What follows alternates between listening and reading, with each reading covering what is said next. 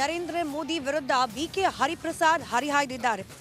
ಮೋದಿ ಔರಂಗಜೇಬ್ಗಿಂತ ಹೆಚ್ಚಿನ ಸಂಖ್ಯೆಯಲ್ಲಿ ಮಂದಿರಗಳನ್ನ ಕೆಡವಿದ್ದಾರೆ ಅನ್ನೋ ವಿವಾದಾತ್ಮಕ ಹೇಳಿಕೆಯನ್ನ ನೀಡಿದ್ದಾರೆ ಕಾಂಗ್ರೆಸ್ ನಾಯಕ ಬಿಕೆ ಹರಿಪ್ರಸಾದ್. ಪ್ರಧಾನಿ ನರೇಂದ್ರ ಮೋದಿ ಅವರ ವಿರುದ್ಧವಾಗಿ ಬಿಕೆ ಹರಿಪ್ರಸಾದ್ ಅವರು ಗಂಭೀರ ಆರೋಪವನ್ನ ಮಾಡಿದ್ದಾರೆ. ನರೇಂದ್ರ ಮೋದಿ ದೇವಸ್ಥಾನಗಳನ್ನ ಕೆಡವಿದ್ದಾರೆ, ಔರಂಗಜೇಬ್ಗಿಂತ ಹೆಚ್ಚು ದೇವಸ್ಥಾನಗಳನ್ನ ಕೆಡವಿದ್ದಾರೆ. ಉತ್ತರಾಂಚಲದ ಶಂಕರಾಚಾರ್ಯರ ಮಾತಿಗೆ ಉತ್ತರ ಕೊಡ್ಲಿ ಅವರು. ಅಯೋಧ್ಯೆಯಲ್ಲಿ ಜನವರಿ 22ರಂದು ರಾಜಕೀಯ ಕಾರ್ಯಕ್ರಮ ನಡೀತಾ ಇದೆ, ಅವತ್ತು ಅಲ್ಲಿ ಧಾರ್ಮಿಕ ಕಾರ್ಯಕ್ರಮ ನಡೆಯುವುದಿಲ್ಲ.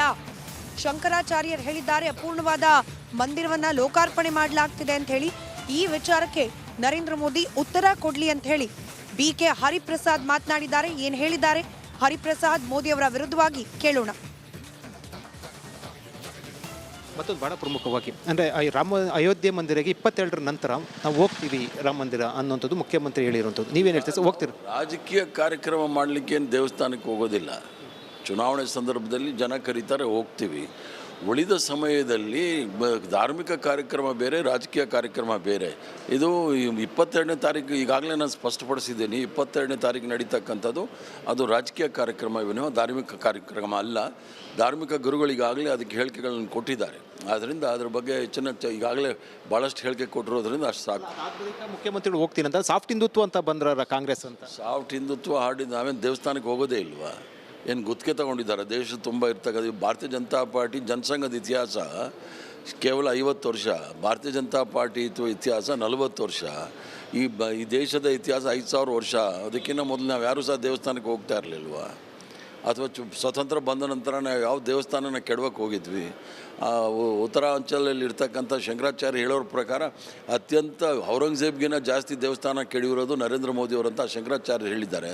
ಅದಕ್ಕೆ ಉತ್ತರ ಕೊಡಲಿ. ಮಸೀದಿಗಳನ್ನ ಸರ್ವೆ ಮಾಡಬೇಕಂತ ಒಂದು ಆಗ್ರಹ ಬಿಜೆಪಿ ಅಂದರೆ ಮಸೀದಿಗಳು ಕೆಡವಿ ಪ್ರಶ್ನೆ. ಅದಕ್ಕೆ ಸಂವಿಧಾನದಲ್ಲಿ ಚೌಕಟ್ಟಿನಲ್ಲಿ ನಮ್ಮ ಎಲ್ರಿಗೂ ಸಹ ಅವರವ್ರ ಹಕ್ಕಿದೆ.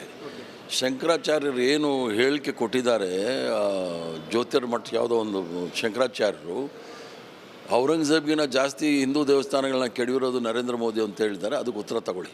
ಒಂದು ಅಂದರೆ ಈಗ ಮಸೀದಿ ಅಂದರೆ ಬಸವನಗೌಡ ಪಾಟೀಲ್ ಯತ್ನಾಳ್ ಬಹಿರಂಗವಾಗಿ ಪತ್ರ ಬರೆದಿರುವಂಥದ್ದು, ಹೇಳಿರುವಂಥದ್ದು ರಾಜ್ಯದಲ್ಲಿ ಮಸೀದಿಗಳನ್ನು ಸರ್ವೆ ಮಾಡಬೇಕು, ಎಷ್ಟೋ ಮಂದಿರಗಳನ್ನ ಕೆಡವಿ ಮಸೀದಿಗಳು ಕಟ್ಟಿದ್ದಾರೆ ಅನ್ನೋಂಥದ್ದು. ಸರ್, ಆರ್ಕಿಯಾಲಜಿಕಲ್ ಸರ್ವೆ ನೋಡೋಕೆ ಹೋದಾಗ ಸುಪ್ರೀಂ ಕೋರ್ಟ್ ಏನು ಹೇಳಿದೆ?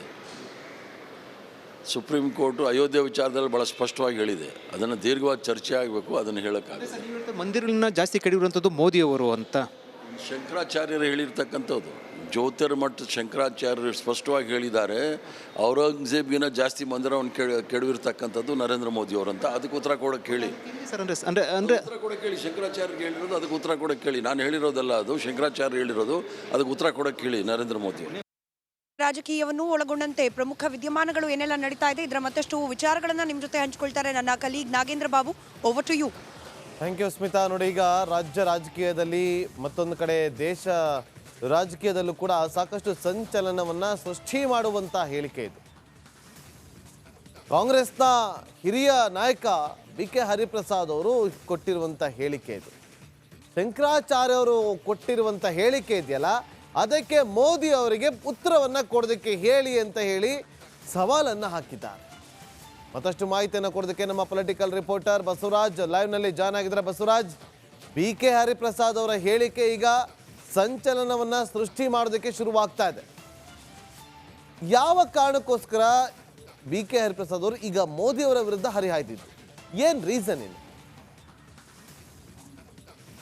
ರಾಮ ಮಂದಿರ ವಿಚಾರವಾಗಿ ಕಾಂಗ್ರೆಸ್ ನಾಯಕರು ಕೆಲವೊಂದು ಬಾರಿ ಮೋದಿ ಅವ್ರನ್ನ ಈಗಾಗಲೇ ಟಾರ್ಗೆಟ್ ಮಾಡಿ ಮಾತನಾಡ್ತಾ ಇದ್ದಾರೆ. ಮೋದಿ ಅವರು ತಮ್ಮ ವೈಯಕ್ತಿಕ ವರ್ಚಸ್ಸು ಮತ್ತು ಪಕ್ಷಕ್ಕಾಗಿ ಒಂದು ಪಕ್ಷದ ಕಾರ್ಯಕ್ರಮವಂತ ರಾಮ ಮಂದಿರವನ್ನ ಉದ್ಘಾಟನೆ ಮಾಡ್ತಾ ಇದ್ದಾರೆ ಅನ್ನುವಂಥದ್ದು ಸಹಜವಾದಂತಹ ಆಕ್ರೋಶ ಕಾಂಗ್ರೆಸ್ ನಾಯಕರಲ್ಲಿದೆ. ಅದರಲ್ಲೂ ಬಿಕೆ ಹರಿಪ್ರಸಾದ್ ಅಂತವರು ಸಾಕಷ್ಟು ಪ್ರಖರವಾದಂತಹ ವಾಗ್ದಾಳಿಗಳನ್ನ ಈ ಹಿಂದಿನಿಂದನೂ ಮಾಡ್ಕೊಂಡ್ ಬರ್ತಾ ಇದ್ದಾರೆ ರಾಮ ಮಂದಿರ ಉದ್ಘಾಟನೆ ವಿಚಾರವಾಗಿ.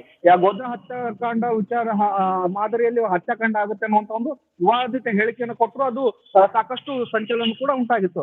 ಈಗ ಕೊಟ್ಟಿರ್ತಕ್ಕಂಥ ಹೇಳಿಕೆ ಕೂಡ ಸಾಕಷ್ಟು ಸಂಚಲನಕ್ಕೆ ಕಾರಣ ಆಗ್ತಾ ಇದೆ ನಾಗೇಂದ್ರ ಬಾಬು. ಪ್ರಮುಖವಾಗಿ ಮೋದಿ ಅವರು ಸಾಕಷ್ಟು ದೇವಸ್ಥಾನಗಳನ್ನ ಕೆಡವಿದ್ದಾರೆ, ಹಿಂದೂ ದೇವಸ್ಥಾನಗಳನ್ನುವಂಥದ್ದು ಇವರೇ ಔರಂಗಜೇಬ ಅನ್ನುವಂತ ಘಾಟಿಯಲ್ಲಿ ಬಿಕೆ ಹರಿಪ್ರಸಾದ್ ಅವರು ಮಾತಾಡಿರ್ತಕ್ಕಂಥದ್ದು. ಹಾಗಾಗಿ ಮೋದಿ ಅವರನ್ನ ಒಂದಷ್ಟು ಟೀಕೆ ಮಾಡುವ ಬರದಲ್ಲಿ ಸಾಕಷ್ಟು ಒಂದಷ್ಟು ವಿವಾದಾತ್ಮಕ ಹೇಳಿಕೆ ಹೇಳಿಕೆಗಳನ್ನ ಬಿ ಕೆ ಹರಿಪ್ರಸಾದ್ ಅವರು ಕೊಡ್ತಾ ಇದ್ದಾರೆ.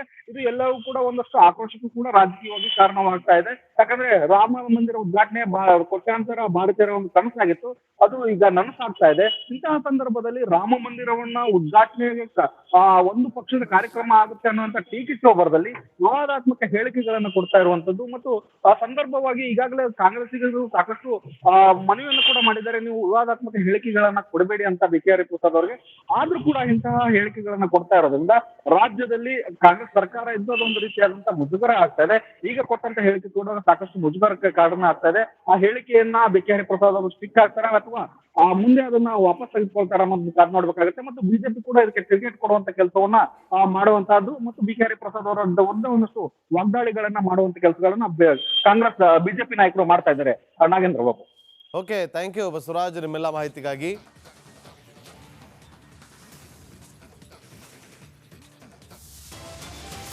ಈಗ ಬ್ರೇಕ್ ಆದಮೇಲೆ ಕಲಬುರಗಿಯಿಂದ ಅಯೋಧ್ಯೆಗೆ ವಿಶೇಷವಾಗಿ ರೈಲನ್ನು ಬಿಡಿ ಅಂತೇಳಿ ಆಗ್ರಹಿಸ್ತಿದ್ದಾರೆ. ಅಯೋಧ್ಯೆ ರಾಮ ಮಂದಿರ ಕಣ್ತುಂಬಿಕೊಳ್ಳೋದಕ್ಕೆ ರೈಲಿನ ವ್ಯವಸ್ಥೆಯನ್ನು ಮಾಡಿ ಅಂತೇಳಿ ಆಗ್ರಹಿಸ್ತಿದ್ದಾರೆ. ಆ ಸುದ್ದಿ ಬ್ರೇಕ್ ಆದಮೇಲೆ